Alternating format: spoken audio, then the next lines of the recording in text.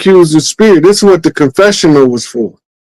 The confessional of the Catholic Church was created for the soldiers coming back from war to tell the priests all of the dirt they did during the time of war. How many women did you rape? How many children did you kill? How many men did you sodomize? How many of them did you decapitate? Right? That was the purpose of the confessional. Because a long time ago, the Catholic Church discovered that if you can give somebody the ability to tell it to somebody without it getting out and them being persecuted or prosecuted for it, then that'll allow your mercenaries to be able to kill more ruthlessly and more freely at your request. That was just all part of the nature of the human, because we naturally programmed to do good, so we have to go through an inner dialogue of making ourselves say for us to do what's not good. That make way, Rod. That's so true. I read that in the psychology book one time in college about how the cognitive, how that works. How that you will tell themselves into a certain amount of times after they do it. Like another person explained it like this: it's like you got a voice in your head that's loud, and when that voice say don't do that, and then you do it anyway, right? And then you keep doing it until that voice just comes lower and lower and lower until the voice it ain't even saying it no more. It ain't saying don't do it. That's wrong. Go ahead. Because that's they talking about your conscience, your internal guide to tell you how to treat people and how people should be treating you. If you don't know how to treat people, then you don't know how people supposed to understand how to treat you. The better you treat people, the better people treat you, right? And most of us, because so many people have been treated wrong, hurt people, right? So now they freely hurt each other, and there's a way of venting the pain by giving it to somebody else. It's contagion and aberration. You can read about that in Dianetics. That brings me to my next question. So when people, because you got narcissists, a lot of people talk about narcissists. Narcissists like to blame other people for their moral F-ups, should I say? And so that's not what narcissists. Break it down. I might be saying that wrong. Go ahead. Yeah. So a narcissist is very rare. A real true narcissist. The psychological description of a narcissist is what they call an amoral personality type. That means that the stuff that regular people would consider as a moral don't do, that they don't have an inner dialogue that tells them not to do it. Serial killers, serial rapists, those are narcissists, or sociopaths is more direct term. Because of some of the traits of the narcissist is so repugnant that they've attached it to the discussion of relationship counterparts of a person that's difficult for you to manipulate, right? But they find it easy to manipulate you, so you will call them a narcissist, never knowing that you're more likely to be the narcissist for calling them that than them. Narcissists is few and far between. And it's an exceptional psychological condition. Pretty much it take one to know one, huh, Rod? Hey. Hey, that's crazy. Hold on, let me get my... All right, so Rod, the next thing I got for you is moral is dealing with morals. Now, to a father that's raising a daughter, and she coming to dating men. What are the morals that a dad, without going outside of the step? Because some dads are overprotective. They gonna take the guy in the back, show them they 50 cal hang pistol, bust it off a couple times. So what are the moral constructs, or the line, the lines that they should cross, or and what they should be looking at being for somebody dating their daughter? So considering, let's just say that there's a good man that's trying to raise his daughter to be a good woman. And let's just make him be a single father for the point of this discussion. So he's a single father, good man that's trying to raise his daughter to be a good woman. He shouldn't have a dilemma when she picks somebody if he raised her with a couple of key points in mind. I'm your daddy. I'm going to show you how a man supposed to treat you. Right? And it's only so far in that I can go teaching you this, but what the foundation that I lay should allow you to be able to pick a man of good character and good quality. And if he teach her that and he stand on everything that he telling her, she gonna pick a dude so similar to him, he can't do nothing but respect him. But the average person doesn't understand the etiquette of instilling values into your child. Instilling values into your child takes away the need for the system to train your child. And so we have daddy-daughter dance and date night where you teach her how the father teach the daughter how she's supposed to be treated when she go out. So if a man don't do these basic things and he giving her step-by-step instructions all throughout the day, this is why I'm showing you this. This is why I'm teaching you this. By the time she get to be a teenager, first of all, her mind not going to be on boys like that because she's enjoying the learning experience of being around her dad to the point she's not interested. And she 9 out of 10 going to be teaching her friends the stuff that her father teach her, especially the girls that don't got a daddy. Right? I can call my daughter up right now. I was locked up. And I used to write her all the time and call her on the phone all the time and talk to her. And her mama was a good facilitator of that. And anyway, she'll tell you, she said, I got all my friends grew up with their daddy in prison like you. And I don't got no daddy issues. I know my daddy loved me, and I know how I'm supposed to be treated. Right? Like she still go over the letters that I used to write her when she was 7, 8 years old. Right? And then she come back and she say, Dad, I didn't know that you told me that. And that's why I be doing this like this and moving like that. Yeah. Because I was giving you the game the whole time. The whole time. But so most of what we have now is the alienation of fathers, which cripples the relationship understanding of boys and girls. Mm-hmm. Even if the relationship between the parents don't work, both parents are supposed to be interested in maintaining the birth child's relationship with the other birth parent. When that break down, being the village, normally it used to be in our community, it was the grandmama on both sides, the mama on both sides, and then the ones who had the baby together. And then they probably have an aunt or two on both sides, and they evaluate both parents. And then they'll say, well, based on the character of that child and the way that y'all both handle them, the parent that should have them the most is this parent because the child responds to their methods better. Uh-huh. The child is less stressful for this parent than for that parent. Whatever the situation is, we didn't go to something called family court. Right. Family court is not mentioned anywhere in the United States Constitution one time. It's not in there. Wow. Where all of a sudden they decide they need family court. Family court is part of the Social Security Administration and Social Security Acts that created what they call family court and divorce court. We didn't have divorce court because we had parents wealthy or parents in poverty didn't matter.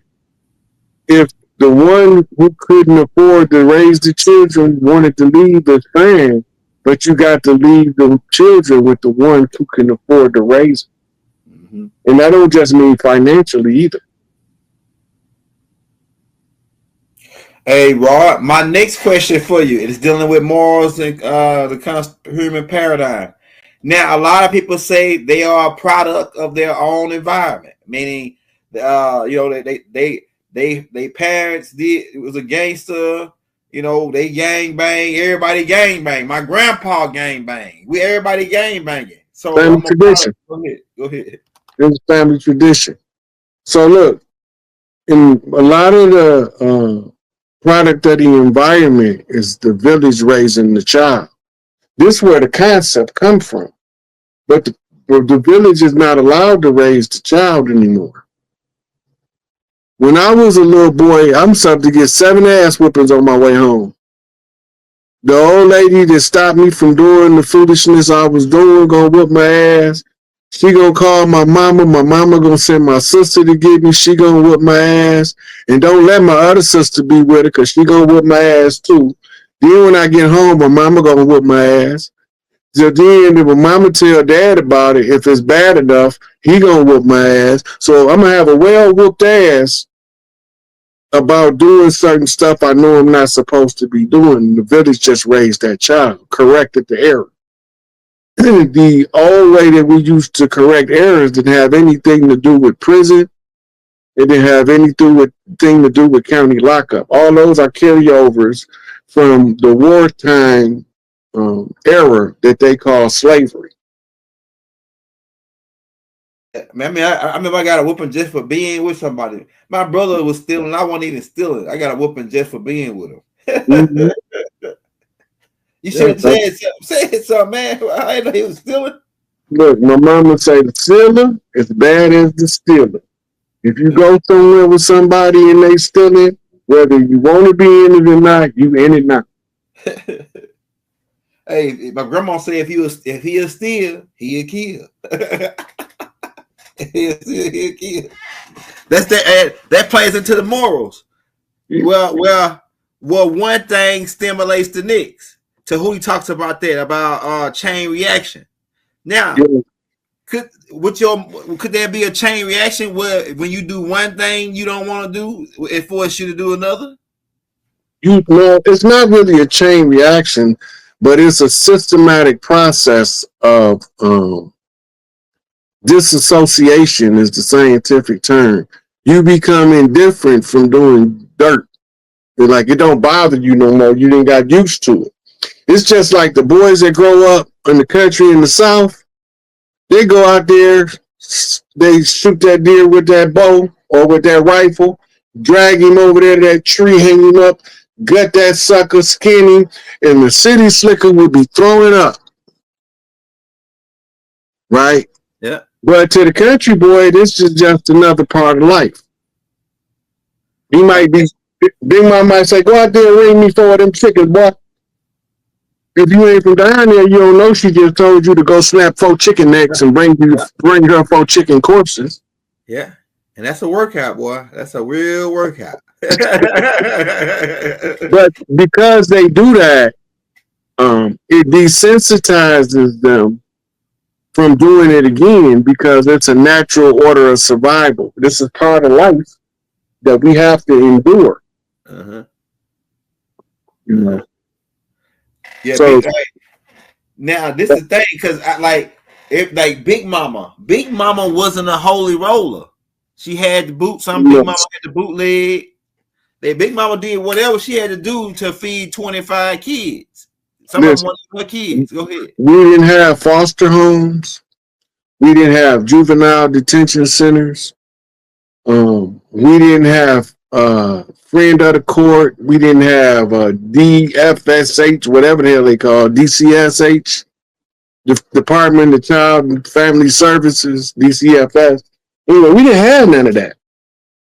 If something happened to one of the family members and their child was left without them, that child either go with the other parent or go with the grandparents. The 9 out of 10, they end up at Big Mama house.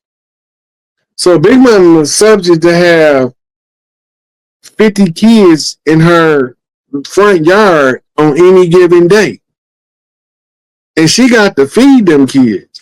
So Big Mama would draft the uncles to do stuff to make sure they could feed the kids. When the colonizers came, we used to be able to go hunt, come back, prep whatever we hunted to feed the babies, right? But when the colonizer came, we couldn't get caught out there hunting unless we had something called free papers.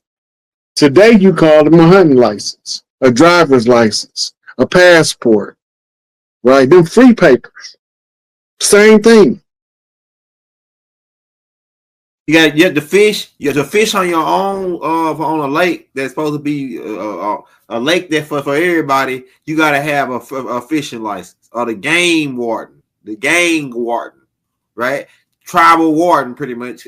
Tribal, like if you break that down, it sounds like somebody that's out to stop the tribes from eating doing their normal routine. The whole game warden thing came from tribes governing over hunting lands during the great buffalo hunts. The tribes would allow you to hunt out there on their land without their permission, or else they slaughter you. And this is why they start coming with. You ever see in the Western where they had the wagon trains in the circle, and then the so-called Indians be riding around the outside of the wagon train shooting arrows? Yeah. There was the law being enforced that you stepping on tribal territory without permission. Uh-huh. They showing it to you in the Westerns, but you thinking that the cowboy that they showing you is the good guy, and that the Indian shooting the arrows is the bad guy. Yeah. That's not the case. Yeah, the Whiter and Bat Masterson, they the ones that wipe out the buffaloes and the buffalo train and all that. Yeah, you already told us about that. And then the other part about them starving us out and the million heads of the two. What is it? They say it was like a million and some heads of buffalo piled up to. Listen, the buffalo herds used to reach all the way into Canada, all the way to Mexico. Uh-huh. We used to harvest them a couple hundred at a time, and it never dented the population.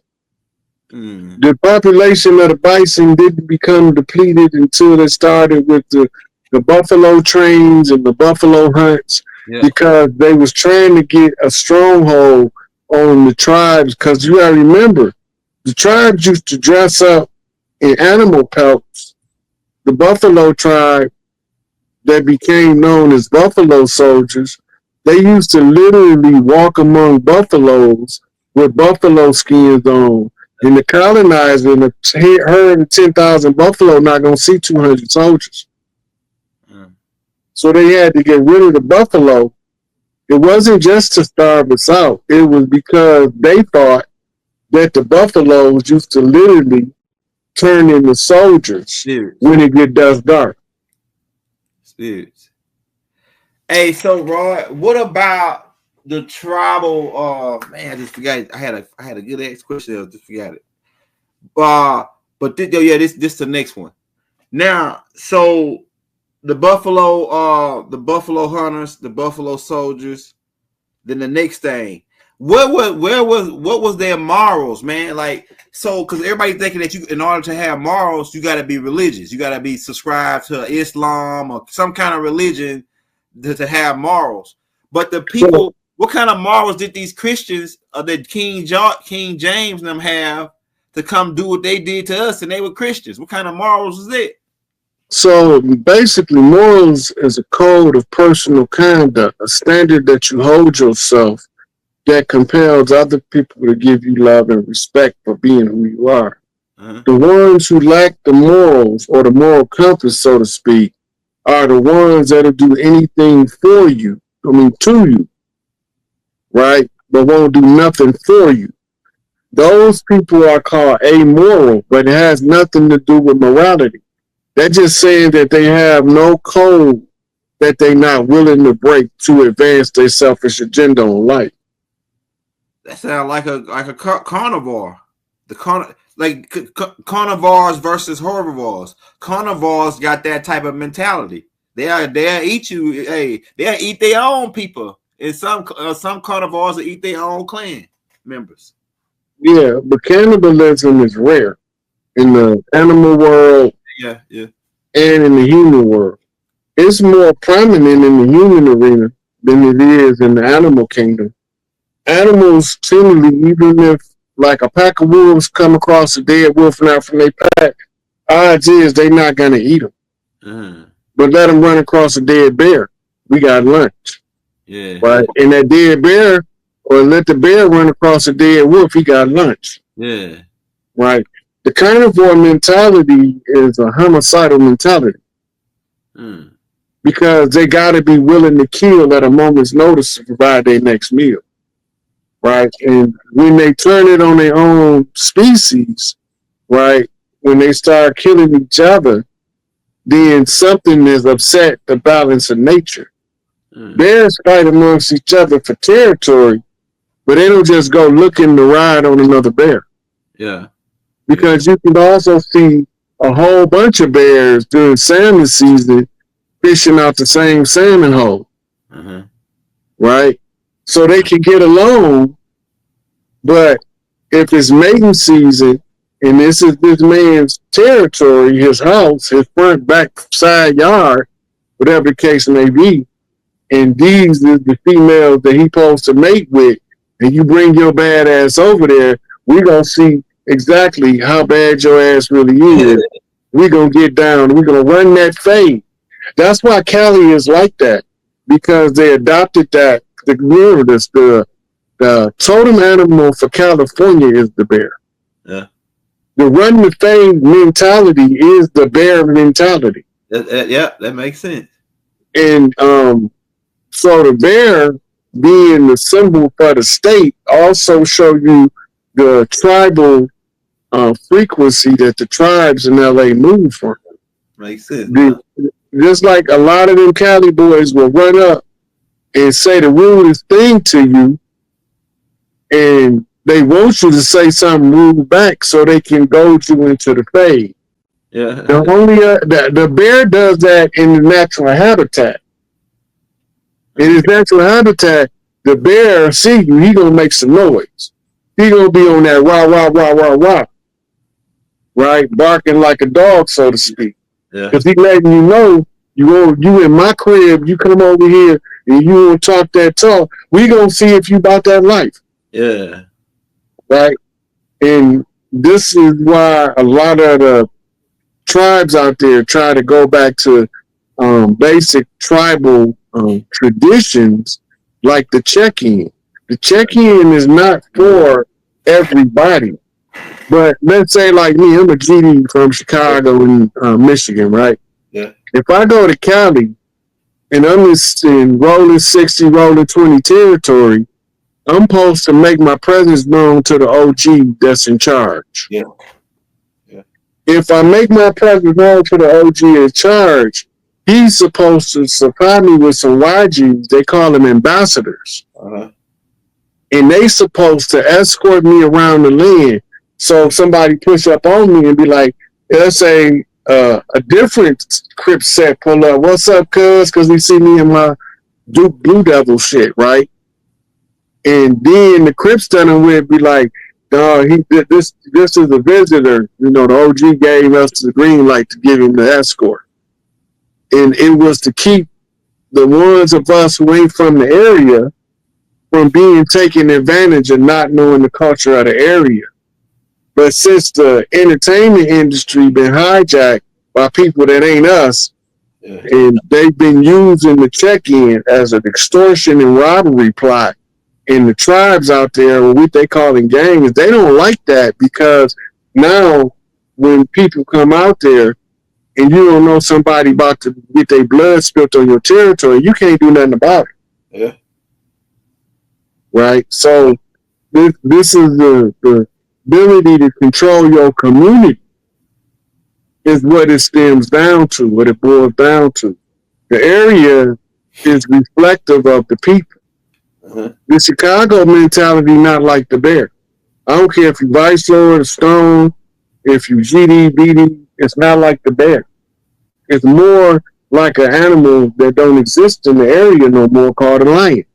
The lion don't go looking for no more, but you better believe if you run up on him with that drama he gonna give it back to you just like you came to get it.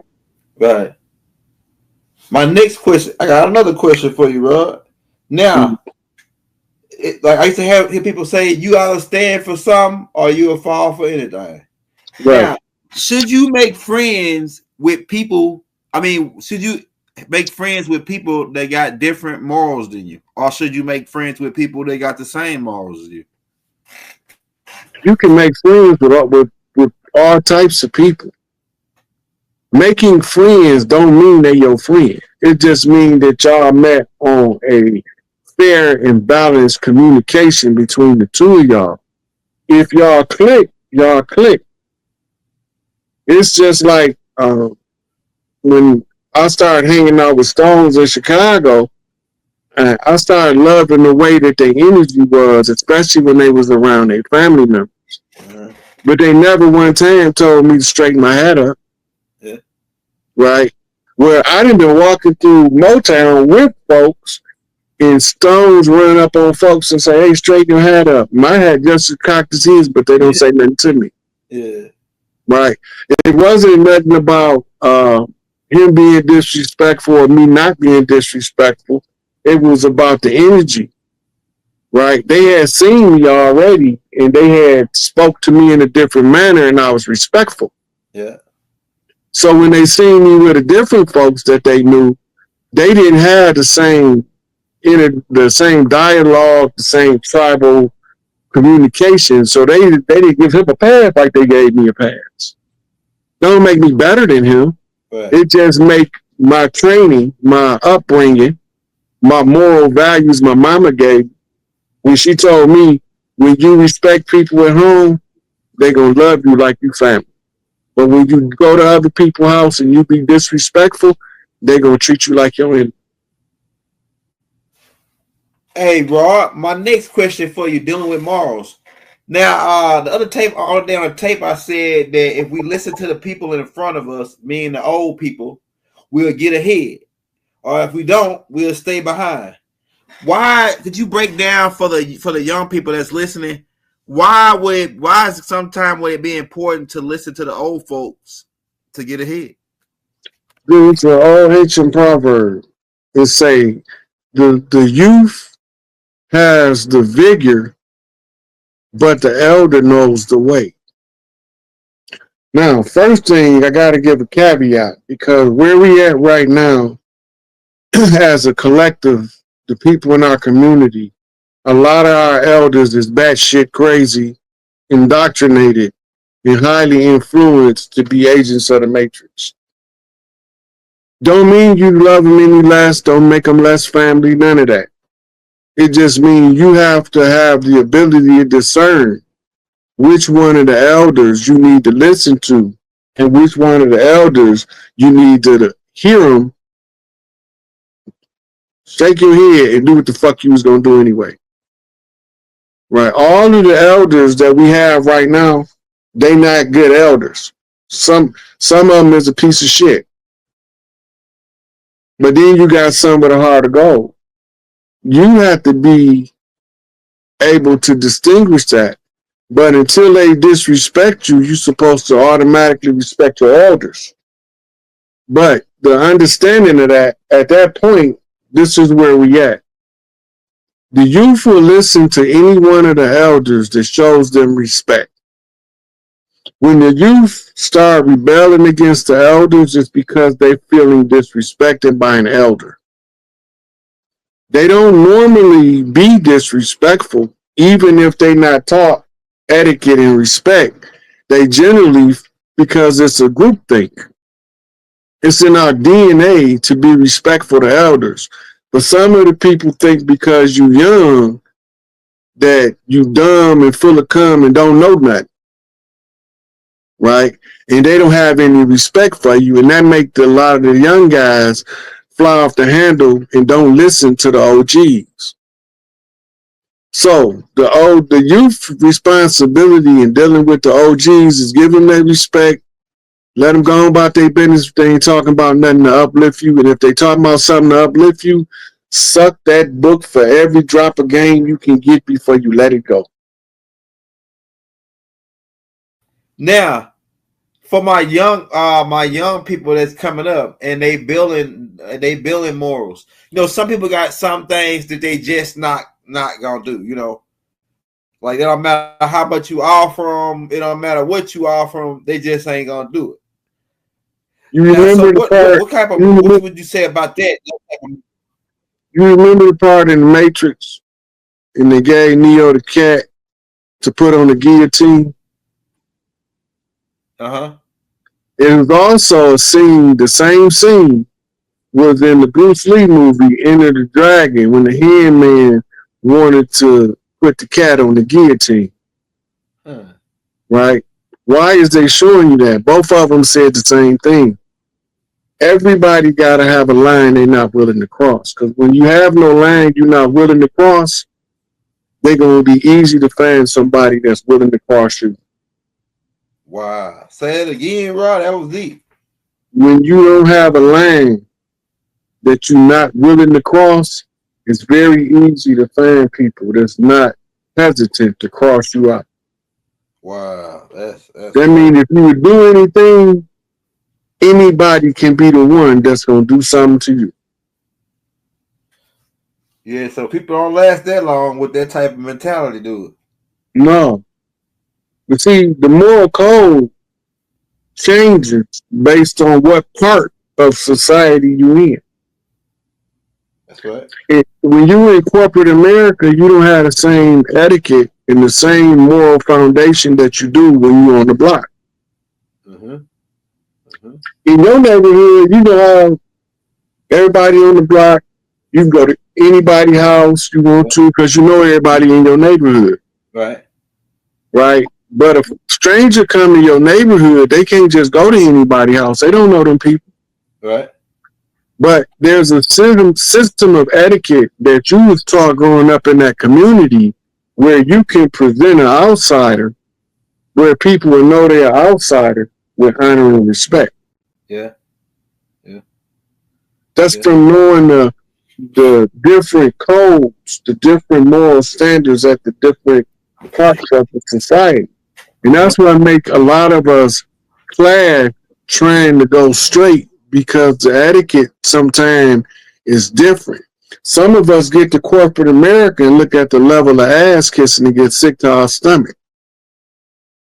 Some of us work on the factory floors and see the level of ass kissing and get sick to our stomach.